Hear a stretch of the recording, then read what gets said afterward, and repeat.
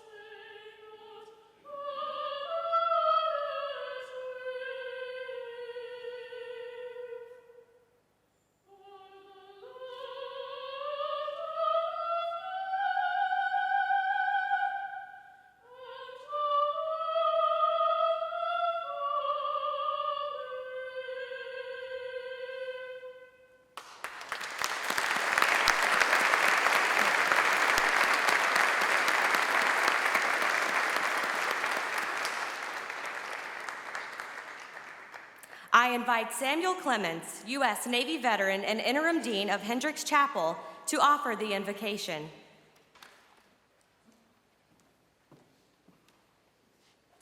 Let us pray.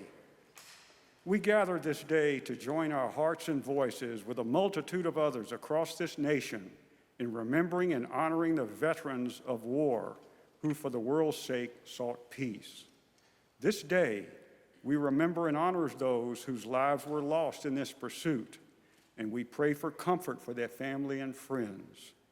We remember and honor those who have returned from the battlefield, wounded by the ravages of war, and pray for healing for their bodies, minds, and spirits.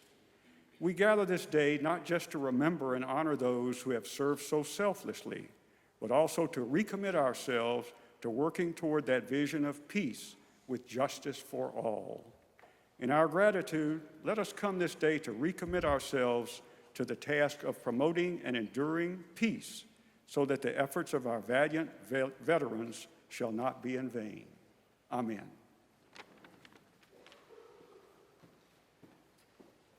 Thank you, Dean Clements. Ladies and gentlemen, please be seated.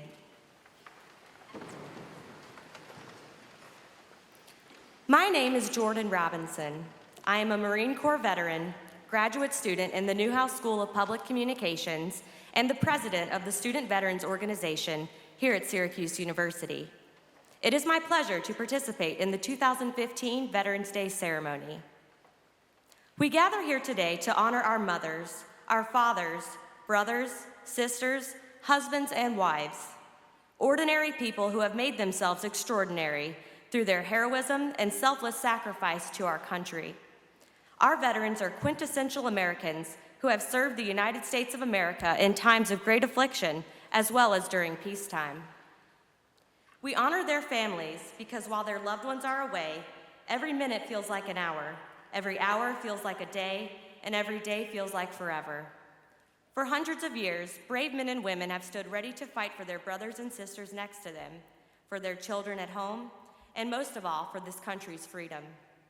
They stand ready to deploy at a moment's notice to defend our nation. This point is poignantly driven home in a poem by Mr. Fred Talbot, a Syracuse University School of Architecture alumni and World War II veteran, who at 95 years old can recall the value of those who fight for this great nation. His poem, Our Sworn Duty, which is on display at the Syracuse VA Hospital, reads as follows. Whether the sky is dark or gloomy gray, or blue and full of warming sun, the eagle soars not only for prey, but to protect its helpless young. As faithful soldiers with steady nerve, we stand ready to shield our own. Our sworn duty is to protect and serve whenever seeds of hate are sown. We will always remember those who have given the ultimate sacrifice in order to protect this way of life we all love and cherish. We are privileged to show our gratitude to our soldiers, sailors, airmen, Marines, and Coast Guardsmen who protect us today. Events such as this one inherently remind us to take a moment to reflect on the service of these special men and women and to thank those who have worn this nation's cloth. We know that their service transcends their time in uniform and transforms into the cultivation of our future leaders of America. With the strength and skills acquired during their time in service, they are destined to contribute to our society through their leadership in the community and mentorship to those who still serve. We thank them for their perpetual patriotism and unwavering loyalty to the United States. We keep in our thoughts those that we have lost, those who are away, and all of our veterans, past, present, and future, whose willingness to selflessly serve this country has earned them our gratitude. I'd now like to introduce the distinguished members of our official party. From your left to right are Dan Piston, U.S. Navy veteran and Vice President of the Syracuse University Student Veterans Organization. Jacob Van Marder, U.S. Navy Chief and President of the Syracuse University Employee Veterans Affinity Group. Dr. Ahmed Malik, Muslim chaplain at Hendricks Chapel. Dr. Samuel Clements, U.S. Navy veteran and interim dean at Hendricks Chapel. Ron Novak, Colonel, U.S. Army retired, and Executive Director of the Office of Veteran and Military Affairs. Kent Severud, Chancellor and President of Syracuse University. Brigadier General Michael Fantini, U.S. Air Force, and today's keynote speaker. Ladies and gentlemen, Chief Petty Officer Jacob Van Marder will now share some remarks on the history of Veterans Day.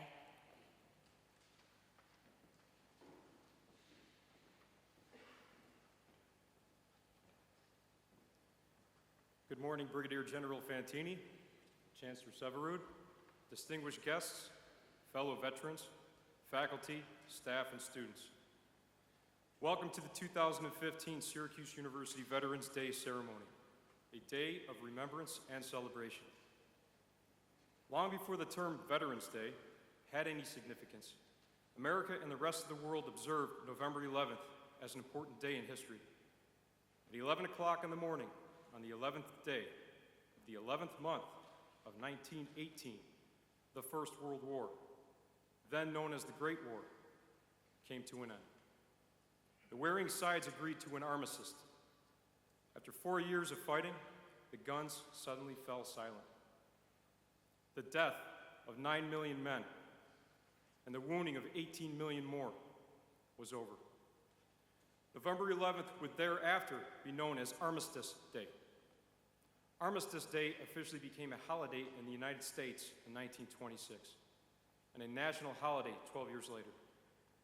On June 1st, 1954, the name was changed to Veterans Day to honor all United States veterans. In 1968, new legislation changed the national commemoration of Veterans Day to the fourth Monday in October. It soon became apparent, however, that November 11th was a date of historic significance to many Americans. Therefore, in 1978, Congress returned the observance to its traditional date. On Veterans Day, we pause, we reflect, and pay tribute to all American veterans, remembering those who are deceased, and particularly thanking those living who served their country honorably. To that, I say we owe veterans more than our reflections, our memories, or even our thanks. President Kennedy once said, as we express our gratitude, we must never forget that the highest appreciation is not to utter words, but to live by them. When we think of how much our veterans and their families have done for our nation, some of you may ask, how do we honor their sacrifice? How do we celebrate their service? How do we do these things in a meaningful way? How do we make a difference in the lives of the men and women who have made such a difference in our lives? You see, veterans don't view themselves as being brave or special. They just say they were doing their jobs. So what can each of us do? A heartfelt thank you is a great place to start. But I encourage you to let your words bring forth action. Devote some of your time, your talent, or treasure to a veteran organization or cause. Encourage businesses to hire veteran or military family members. They bring exceptional training, values, and experience to their civilian jobs. Get involved with organizations in your community to make a difference in the lives of veterans and their families. There's two of these right here at Syracuse University: the Institute for Veterans and Military Families and the Office of Veteran and Military Affairs. If you haven't already, I encourage you to check them out. They are making a difference in a big way. There are over 20 million veterans in the United States. 9 million veterans are over the age of 65. 2 million veterans are under the age of 35. 2 million veterans are women. And there are 1 million veterans living within the state of New York. You don't have to look too far, as they are all around us. Let them know that although we can never repay their sacrifice, we are truly grateful for their part in keeping this nation free, yesterday, today, and in the future. May God bless America and the guardians of her freedom. At this time, I invite Mr. Dan Piston, Vice President of the Syracuse University Student Veterans Organization, to the podium to give us a brief description of Syracuse University's proud tradition of serving veterans, as well as some reflections of his experience on campus.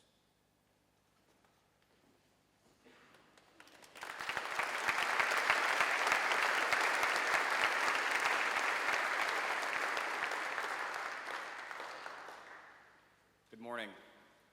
I would first like to thank all of you for coming here today to honor the veterans of all eras, as well as our service members currently in areas of conflict around the world. Syracuse University has a long-standing military tradition, going back further than many people realize.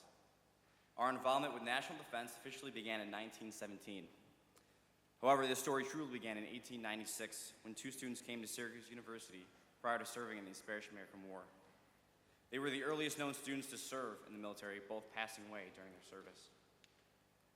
During World War I, due to an overwhelming amount of student requests for pre-commissioning education, the Cadet Corps was formed, despite the fact that the current chancellor was strongly against it. The Cadet Corps was replaced by the Student Army Training Corps in 1918. From these programs, Syracuse trained over 3,200 military personnel. After the war, the Training Corps was disbanded, and an ROTC unit was authorized in 1919. About 800 veterans, many of them former students, returned to Syracuse to continue their education. This was the first influx of veterans to this campus and as many here today know, it would not be the last. When World War II began, students and faculty of Syracuse University responded to this national crisis by enlisting by the thousands. Many served in the military, others joined the ROTC, and many more served in the reserves of the various armed forces. Programs were established on campus to train doctors, nurses, pilots, engineers, and linguists.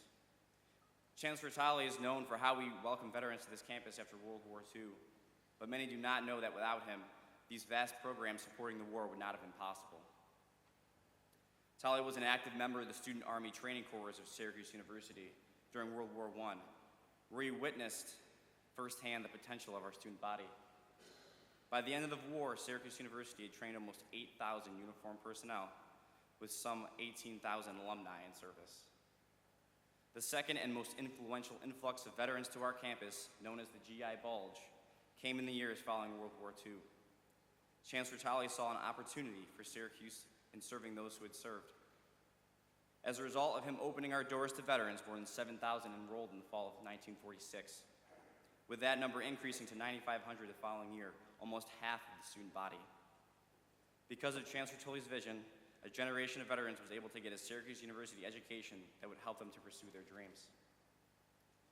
Currently, our university has an amazing team of people continuing our tradition of supporting veterans. In 2007, Dr. Haney founded the Entrepreneur Bootcamp for Veterans, which teaches disabled veterans how to own and operate a business. I've been through this program and can attest to the difference it makes in veterans' lives.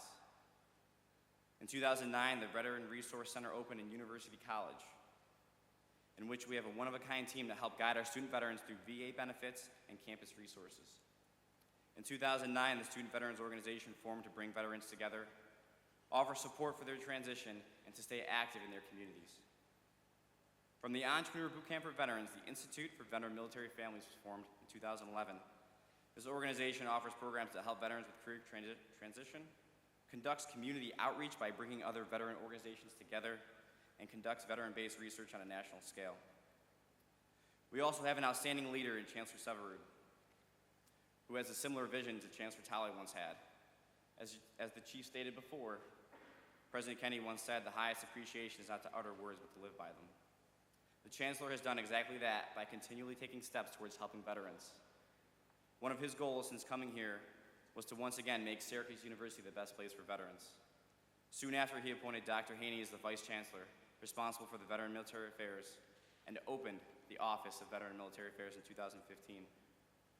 Since the OVMA was founded, veterans have been able to receive benefits such as early registration, disabled parking, events to help with job placement, and a handful of staff dedicated to looking out for us every single day. My experiences here, much like the military, have made a large impact on my life. I have met motivated and thoughtful people, witnessing them work relentlessly to help others. Currently, the national student veteran population is comprised of 40% over the age of 40, and almost 50% are married. For those attending graduate school, 58% have at least one child. You can imagine the challenges and frustrations we feel at times, being in the classroom with young adults that have recently graduated from high school, completing assignments, and returning home to our families. However, despite these challenges, veterans are able to offer new ideas and perspectives to the classroom discussions and campus social life. Many strive to fulfill leadership positions on campus and in their communities beyond simply completing their academic requirements. From serving as leaders of veterans organizations on and off campus, to serving in local politics, from finishing an undergraduate degree to completing a PhD program, and from community service to creating a phone application to serve others, veterans are accomplishing wonderful things, many of which they would not have thought possible prior to coming to this university. All of our history is quite exciting. However, I believe we must also look to the future. I would like to see a future where Syracuse University has a strong, connected, and service-based veteran population, one in which veteran organizations work together in the knowledge that we are one team with one fight, and one where veterans open themselves up to benefits offered by this and many other universities around the country, that they open themselves up to serving once more by helping others. I'm proud to call myself a student veteran, a member of yet another generation of veterans passing through this great university, whose future will be shaped by our experiences here. Thank you all for being here today, and thank you for our commitment to our success.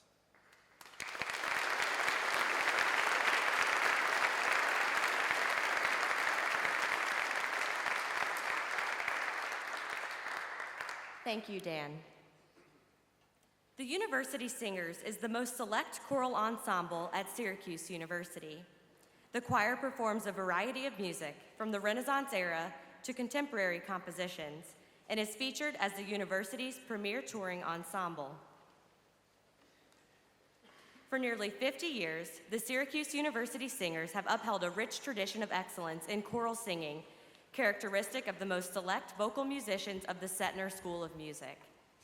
Under the direction of Dr. John F. Warren, Associate Professor of Music and Director of Choral Activities at SU, the ensemble has toured throughout the East Coast and Canada. In May, they conducted their first overseas tour with performances throughout France, in which they won the Grand Prix at an international choral competition. Please join me in welcoming the University Singers.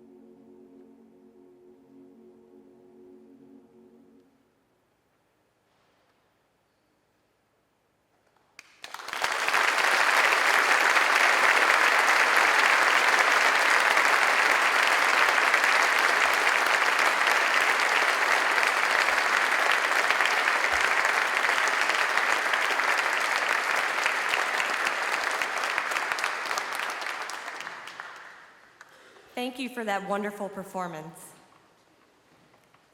Guidelines pertaining to the United States are codified in Title IV of the United States Code in order to provide uniform guidance on the handling, the manner of display, and respect to the flag. This effort was initially begun in 1923 with a National Flag Conference and was first codified in 1942 under President Franklin D. Roosevelt.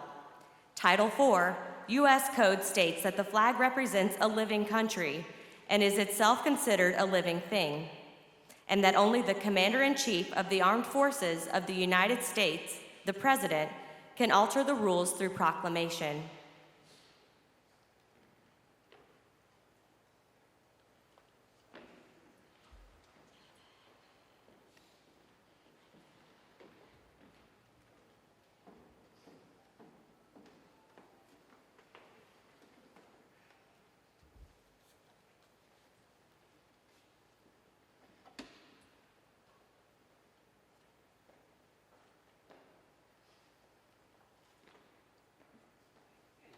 The flag presented here today by U.S. Air Force ROTC Cadet Elizabeth Fantini was procured by electronics technician Chief Jake Van Marter and flown by Hospital Corpsman Chief Taryn Wyndham and Hospital Corpsman First Class Rochelle over Resolute Support Headquarters, Kabul, Afghanistan, on October 21st at 1500. Chief Wyndham serves with a team that is responsible for all medevacs throughout Afghanistan. Syracuse University has had students, faculty, and staff that have served at this location at times within the past 14 years of conflict.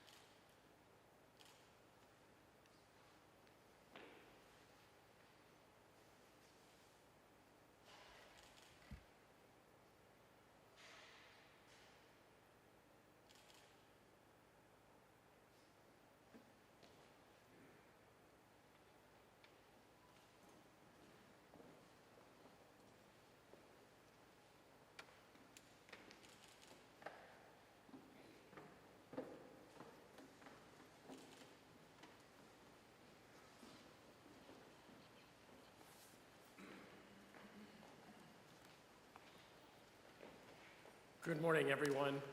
I'm Kent Syverud. I'm Chancellor and President of Syracuse University, and I also want to welcome you to the 2015 Syracuse University Veterans Day observance.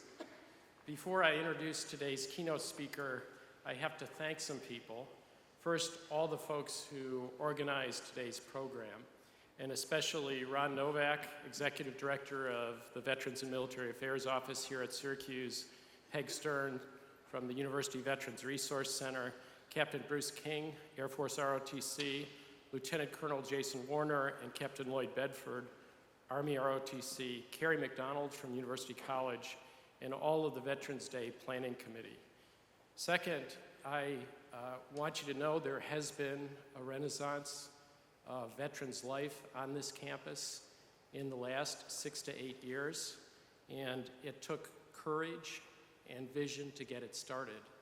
And I would like us to ask Dean Melstith to stand up and recognize him for making this happen.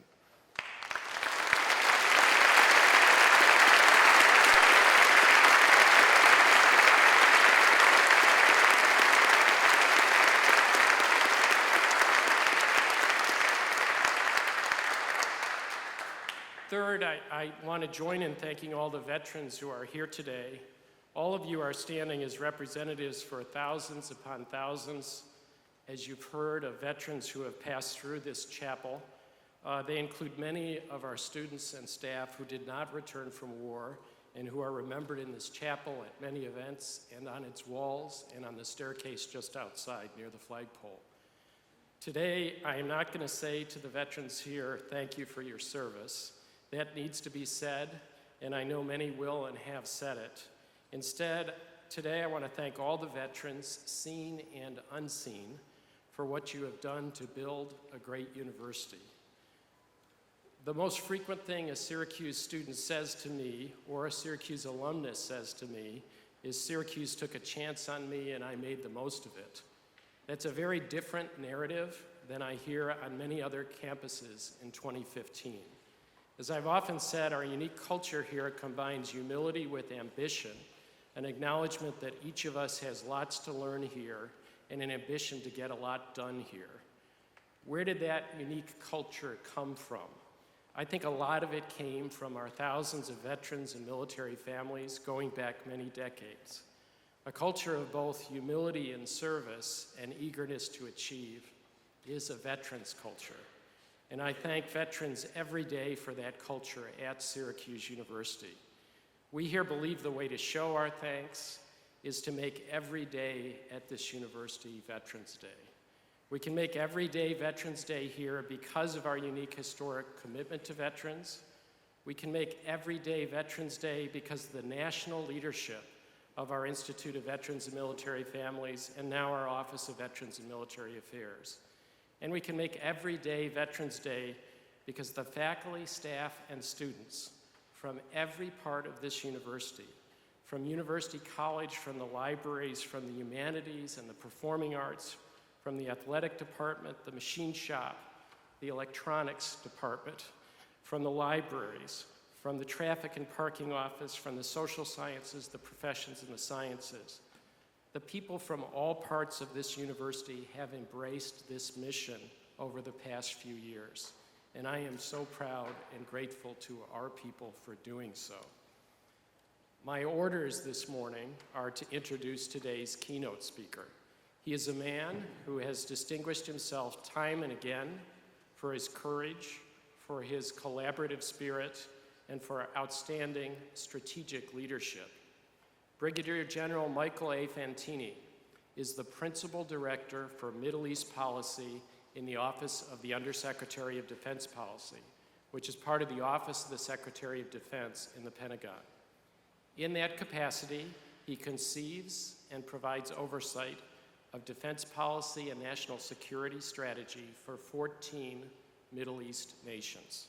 He also coordinates with the National Security Council, with Congress, with partner governments, with combatant commanders, and with others in the development and the execution of Department of Defense policy for the Middle East. Brigadier General Fantini was commissioned into the Army in 1986 through the ROTC program at Howard University. In the ensuing 3 decades, he has held a variety of leadership assignments, including commanding both a fighter squadron in Balad, Iraq, and then the 451st Air Expeditionary Wing in Kandahar in Afghanistan. In 2013, he was appointed commander of the Kandahar airfield. He was responsible for operational efficiency, for readiness of the airfield, and for working collaboratively to ensure security across the whole region. The general is a command pilot. He has more than 3,200 flight hours. He has also served as chief of the Fighter Weapons Branch, secretary of the Air Force Office of Special Programs, and is operation officer and deputy division chief of Global Force Management at the Joint Operations Directorate. He has earned more than a dozen major awards and decorations for his distinguished leadership and service. They include the Defense Superior Service Medal, the Legion of Merit with Oak Leaf Cluster, the Bronze Star with Oak Leaf Cluster, and the Defense Meritorious Service Medal. A graduate of the Catholic University of America, Brigadier General Fantini earned master's degrees in aeronautical science from Embry-Riddle University in Florida and in national security studies from the National War College. Ladies and gentlemen, please join me in welcoming our keynote speaker, Brigadier General Michael A. Fantini.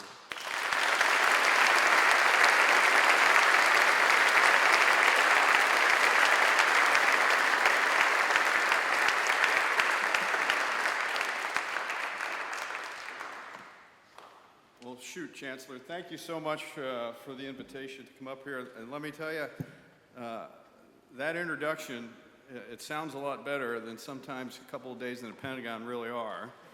And so I'm ecstatic because as we say down in Washington, D.C., a day out of the Pentagon is a day out of the Pentagon. And so also let me say, Chancellor, thank you so much for the kind introduction and obviously this invitation to speak. I would like to really kind of give a couple shout outs as well. Thank you to my colleagues up on stage as well. Wow, Heidi, I wish I had your talent. There you are. Fantastic national anthem. And Jordan as well, thank you for your service. And I wish I had your talent. I'm an engineer and a fighter pilot by trade, so I'm not very good at writing speeches, so my apologies. But I thought you gave a great presentation. And Dean, thank you for your service to get the Veterans Administration over the 6 or 8 years re-cranked here at Syracuse University. Also, I want to recognize the members of the Board of the Trustees here and Congressman Cato.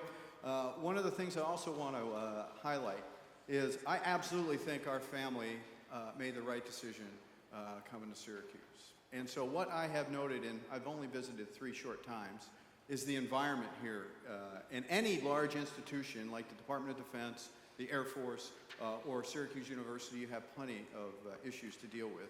But let me tell you, the environment around here is really conducive to inclusion, it's really conducive to friendliness, and it's something that I have felt. And if I could bottle up this environment here today and the singers and put you all in a bottle and sprinkle you across the Middle East, we'd have a lot more, or we'd have a lot less problems in the Middle East. And, but that's a testament to the Central New York attitude. It's a testament to your leadership, sir, at Syracuse University. So let me start off with a story. And like I said, I'm a knuckle dragon fighter pilot trained as an engineer, so I'm told I need to kind of grab the audience at the beginning for any kind of chat. So I thought, well, what's a story that I might say? Well, I'm not quite a veteran yet, because as I looked up the definition of veteran, it's any time that you have served, but you kind of have to step across to either separate or retire before you become a veteran. But I wanted to kind of give you an idea, and especially I want to talk to the younger folks in the audience, of what has created a passion in my heart to serve our nation, and I got lucky enough to do it in the United States Air Force. And so when I was a real young kid, I knew I wanted to fly. In elementary school, I used to, I'd nail a couple of 2x4s together and I'd throw it, and I realized it didn't fly very well, but that was what I knew I wanted to do. And so as I got more educated and I got smarter, as I progressed into high school, I was one of the goofy kids that put my hand over my heart and actually recited the Pledge of Allegiance every morning, and I stood up for that. It was atypical even during my time, right? I think we need to get back into that as a society. But I knew I wanted to fly planes, and as I got more educated, I knew I wanted to serve my country because I wanted to pay back, and I had that realization in high school. And so I was able to join ROTC down at Catholic University back in 1986 or so is when I graduated. So anyway, and I was lucky enough to serve my country as a fighter pilot and really be a commander of not just a fighter squadron, a group, and a wing, as the Chancellor identified, but it's really luckier to lead airmen in combat. And that is what has created a passion so that I go off and do a penance tour, as we say, into the Pentagon so I can get back into the operational Air Force. But really what I want to do is break my talk into 3 sections here. And I want to first recognize our veterans in general. Secondly, I want to kind of micro-focus on our veterans since 2001. And then finally, I want to issue a challenge to our young adults in the audience, because some of you, I anticipate, will become a veteran. So today, there's over 21.6 million living veterans, and those veterans are from World War II, Korea, Vietnam, Grenada, Panama, Operations Allied Force, Operation Desert Storm 1. And those are folks, soldiers, sailors, airmen, Marines, and more importantly, their families, that we owe a debt of gratitude to, and that we have so eloquently identified with the chief up here and the president's comments and Dan's comments earlier today. And then as we move closer to kind of more of the tangible elements of what we're more familiar with over the last 14 years, we have about 2.5 million active duty National Guard Reserve service members who have deployed in support of military operations throughout the world, primarily in the Middle East, and more specifically in Iraq and Afghanistan. These men and women, and more importantly, their families, comprise a remarkable team characterized by courage, resilience, agility, and selfless service. For these reasons and others, Americans have more confidence in the military than any other institution or group in this country. And by my thinking, consequently, it's veterans, along with the currently serving military members, that moniker is afforded. I'm here to tell you with confidence, this confidence is well placed. And it is in our nation's interest to continue to invest in these veterans and their families. They have much to offer our communities long after they have hung up the uniform. Veterans comprise a critical, valuable human resource talent pool that can enter America's workforce. Their training, education, skills, characteristics, and experiences are often unparalleled. If properly integrated into America's businesses, veterans can help companies achieve higher financial targets, improve innovation, and expand into new markets, making America stronger. Employers struggle with human capital management more than any other challenge in today's world economy. When asked about the employees they most recently released, employers most often highlight, or why they released these employees, they highlight character flaws, disloyalty, accountability or unaccountability, selfishness, and generally they're not identifying skill gaps, i.e. licensing, certifications in education, when describing the rationale for removal. Yet employers hire new employees focusing mostly on skills in a vacancy announcement, not characteristics. It's a sharp contrast to what our veterans offer. Hiring veterans for their characteristics and prior training as opposed to hiring for skills gaps would result in higher employee productivity and reduced employee turnover. So let me talk real quickly about some veterans' characteristics. Accountable. Veterans take ownership of their actions. They have learned to take charge of the duties entrusted to them, and they execute tasks with minimal supervision. Veterans are agile and adaptive. Veterans have worked in dynamic environments under extreme pressure. By understanding the company's goals, they can rapidly change processes and make quick decisions to ensure they respond to requirement changes and still achieve desired goals. Veterans are disciplined. Veterans are self-starters, disciplined leaders, and more importantly, followers. They have reduced rates of absenteeism and tardiness. When needed to work late on a project, they'll be there. Veterans are a quick study, often given tasks for which they have no formal training, but they quickly learn the requirements of the job, develop a plan, and move forward with full force. Resiliency. Veterans know how to persevere when faced with pressure. They have a drive to complete assigned tasks on time and are undeterred by obstacles or lack of resources. Team players. It's all about the team. They served our nation selflessly and with a sense of purpose based on a calling higher than oneself. In business, they subjugate themselves for the betterment of the team and the organization. Integrity. There's a proven track record of trustworthiness, and we live a strong code of ethics and core values. Now I'd like to pivot the conversation to a more contemporary topic and the challenge for our young adults and leaders in the audience.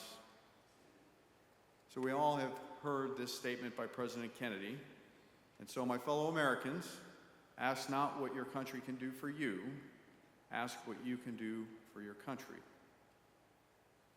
For the veterans present today, I thank you for your service. Given the tremendous value that our veterans bring to across America, I want to challenge each of you to think about how you can continue to serve our communities, our country, and our world. Just because you take off the uniform does not mean your public service has ended. We know there are plenty of opportunities and challenges, which are all a calling. For those present, and specifically our children and students here, that have not had an opportunity to serve your nation through service to our country, whether it's military, joining the Foreign Service with the State Department, or some sort of non-governmental organization, I challenge you to consider putting on some type of uniform.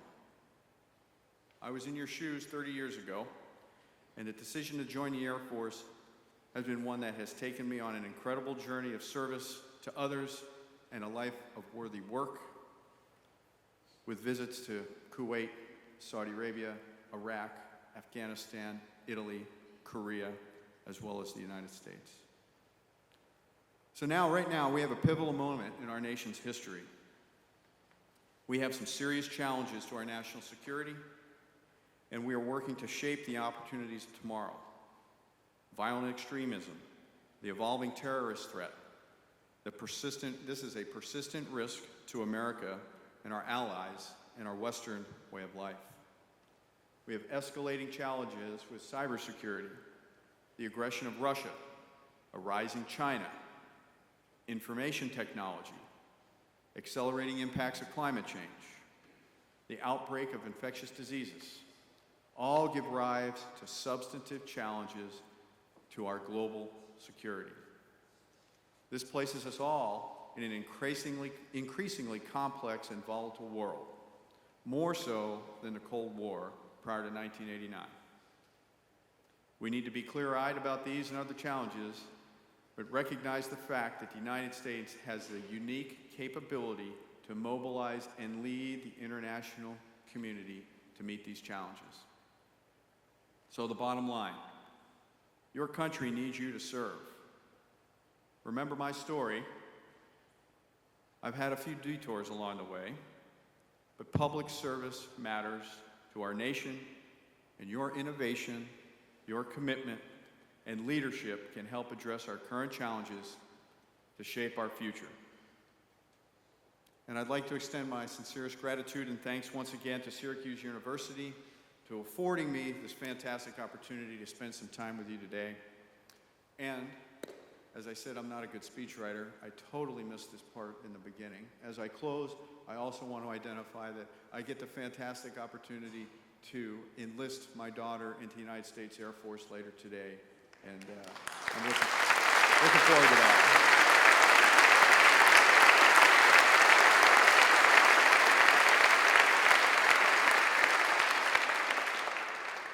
So I'll close once again by just saying thank you to all our veterans, those that have passed and those that are still with us. And take it to heart to create a passion to get out of bed in the morning. Thank you all.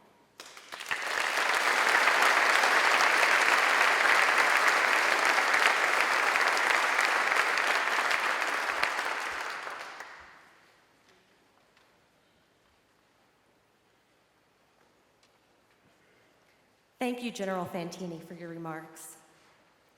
To recognize our veterans in the audience today, members of the 198th Army Band, part of the 99th Regional Support Command, will now play the service anthems in succession for each branch.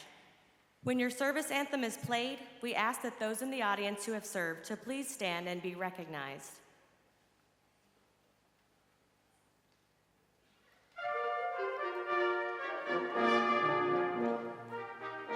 The United States Army.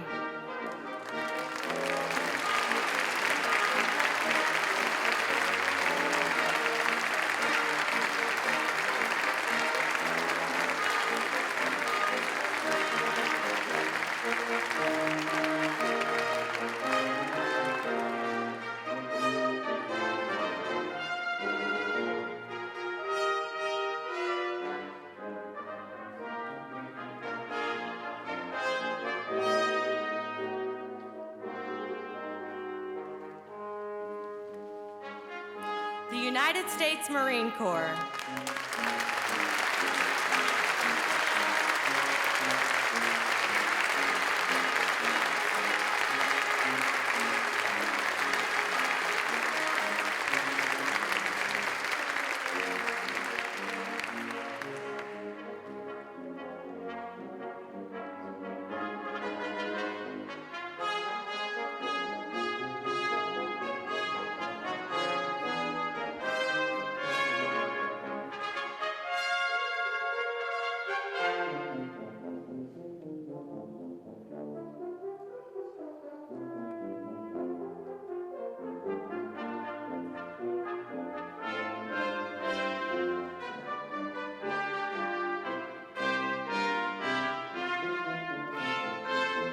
United States Navy.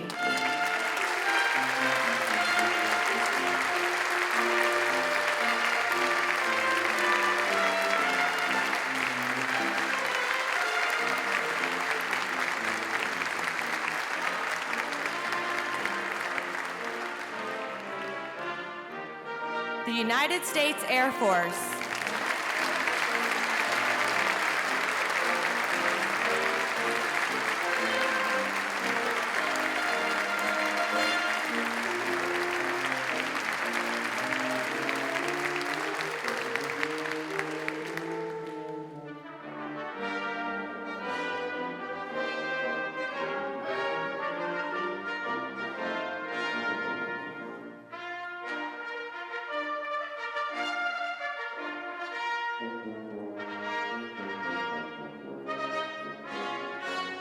The United States Coast Guard.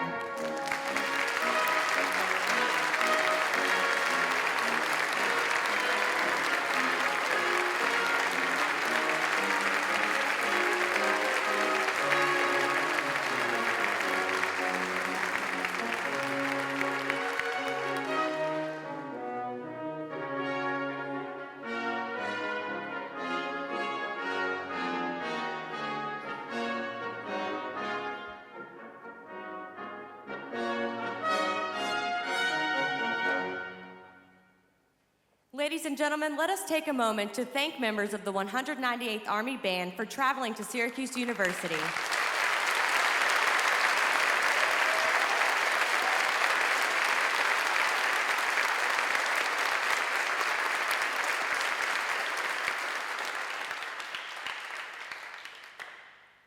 Unfortunately, due to air travel delays, Chaplain Pedro Castro is unable to be here today. We do invite Chaplain Ahmed Malik to the podium to give the benediction. Now please stand. Please remain standing for the departure of the official party and join us outside as we continue the ceremony with the raising of the U.S. flag and the presentation of the wreath in honor of our veterans. Please follow the usher's directions to the viewing areas.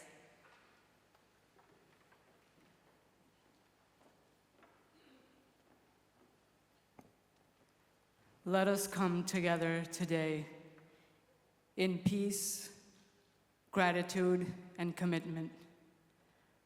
Let us look to what we hold sacred, to ask for thanks and gratitude to those who have served this nation.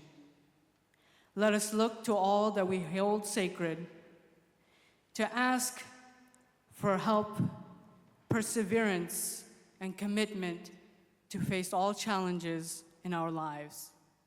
Let us look to all we hold sacred, to ask for happiness, peace, and tranquility in our hearts, in the hearts of our loved ones, in the hearts of the veterans. Let us come together, let us unite, let us commit to face the challenges we have for ourselves and our great veterans. Thank you all.